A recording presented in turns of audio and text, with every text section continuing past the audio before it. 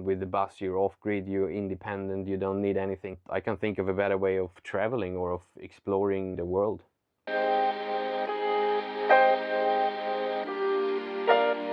Hey, my name is Henrik. I live in Sweden, and this is my American school bus. I converted into a tiny house on wheels. It's a Thomas-built bus, a school bus from '96. It's like the model 3800. We've got a 7.3 liter engine in it. Consumption lays about 25 liters per 100 kilometers. And the bus has run, I think it was about 120,000 American miles. So that's roughly 190,000 kilometers. And on the roof, we have like a roof rack, full size, so like 18 square meter roof rack. It's all homemade basically.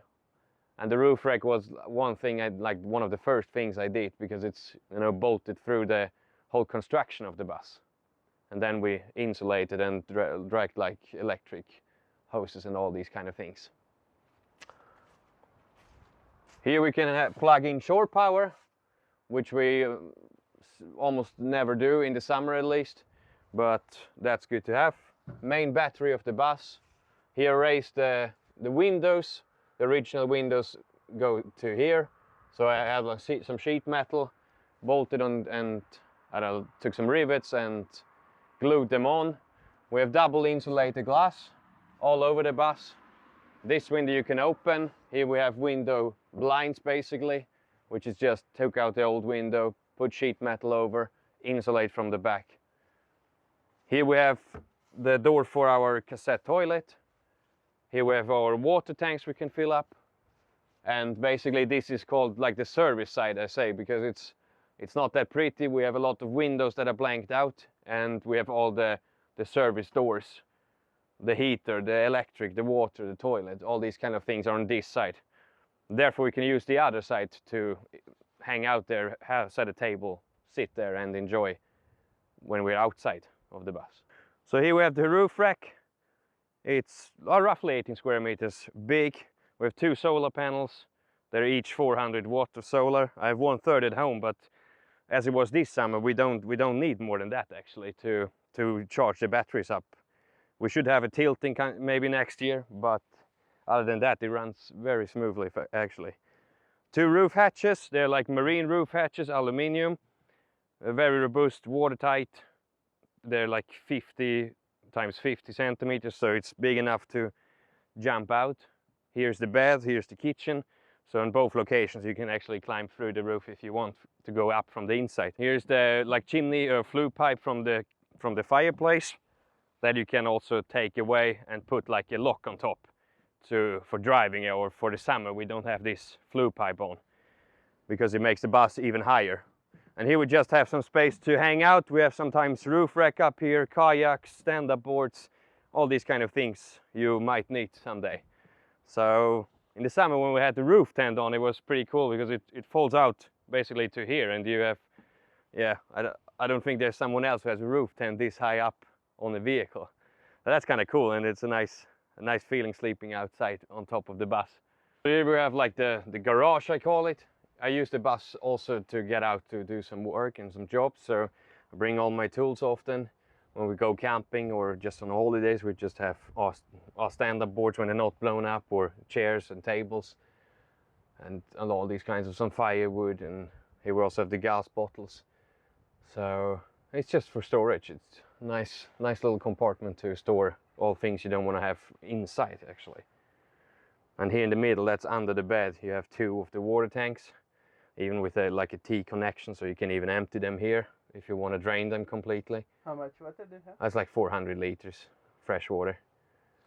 And here like 2 gas bottles, like 22 kilo. And this is like the sun side of the bus. Here we can sit outside. We have the door. We have most of the windows still left basically. On the roof rack we can attach a shade basically, you can say. And yeah, this is the side we hang out most, put tables up and chairs and maybe a campfire or something like that. Here you come inside the bus. We have 2 chairs. These you can swivel around or take away completely if you don't want to drive with 2 people. Here we have like a truck chair with like air suspension, heating and cooling, and all these extras. Here we have like storage, which is more or less undefined. We have games and cameras and like daily stuff we use while we drive. So this is not really sorted out yet what to use it for, but it's a decent amount of space to use for blankets or whatsoever. Next to the driver's seat we have actually the whole electric system there, all the inverters, and where all the electrics come together basically and go out to the bus, which also is connected to, under this bench here we have the battery. So it's a very close distance, and then actually here out behind this original Thomas shield, or what do you say, cover, it's going, all the electrics go up into the roof and go down the ceiling, and also they go from this side to the all the way back and under the floor all the way back as well. So was thought through from the beginning, the electrics at least. Here we have the living room area. We have a couch, and we have this table and dining table and couch situation where you can lift and drop the table here. We have a board you can lay in between here to make like an extra bed, which is more or less like king size. It's like roughly 190 times 220 or something like that.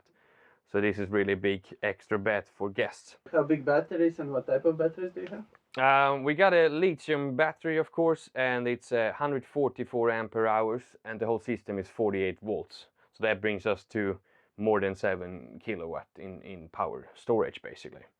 And the whole inverters we have here, 48 volt the whole system, 12 volt is the bus and LED lights and stuff like that, 24 for the chair for example, and then of course 230 for all main house out sockets and stuff like that. And here we have like the whole system gets together here just on a display. It shows everything from the solar to the batteries to the usage, different voltages, water levels, and all these kind of things. So it really collects all the data and puts it on display, puts it on my phone, puts it on the web to look it up from everywhere else.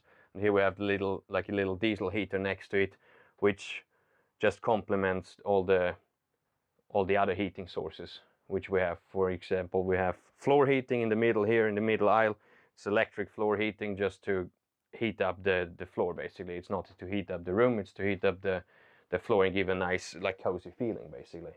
And then we have a fireplace which actually gives the main heat when we're out in Swedish winters with like -20 or whatsoever. So this is really a little too oversized you can say, but it really gives a great amount of heat. And underneath here of course there's everywhere storage, and you can also see it's like ventilation everywhere, so all the boxes have ventilation.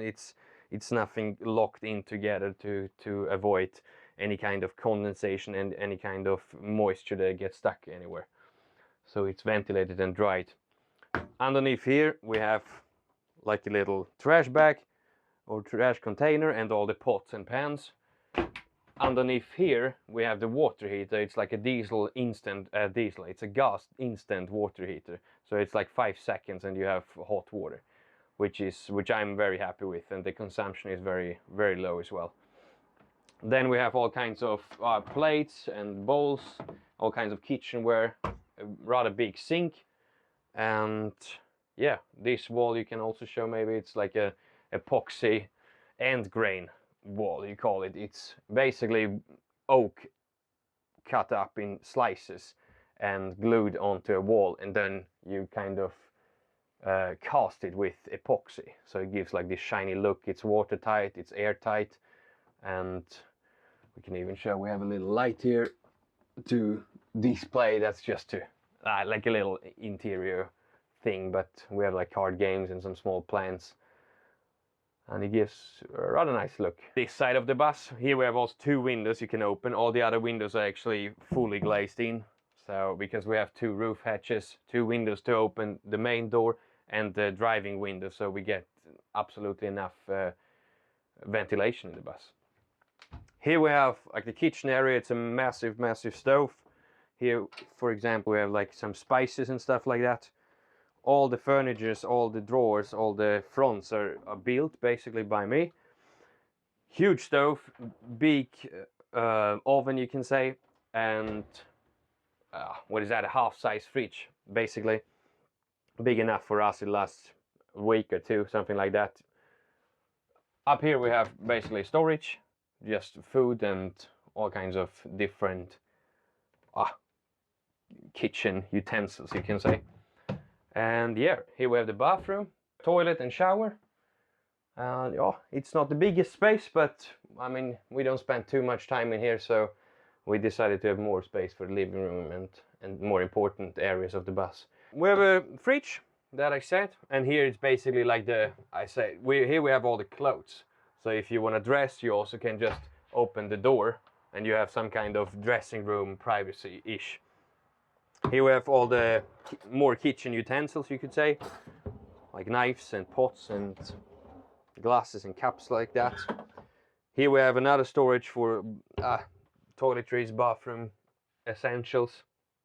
And here under the step I also have like toilet paper and stuff you don't use often, or you don't need to grab new ones often. You don't need to open these every day basically, but it's still a nice usage of storage. You can also flip the bed up and you have even more storage underneath here. We have so far not used it once, but it could be a huge storage for, I don't know, winter clothes or like seasonal equipment basically. How big is the bed? The bed is 160 times 220 roughly, and I figured that was really the right size to choose for us at least. And yeah, then we have more storage in the bedroom for snacks and clothes sometimes. A small TV we have, and yeah, like a little panoramic view on the feet side of the bed, and on the head side we basically closed it all up. If you want to find out more about Henrik's bus, head over to the second video. Thanks for watching and see you in the next one. Bye!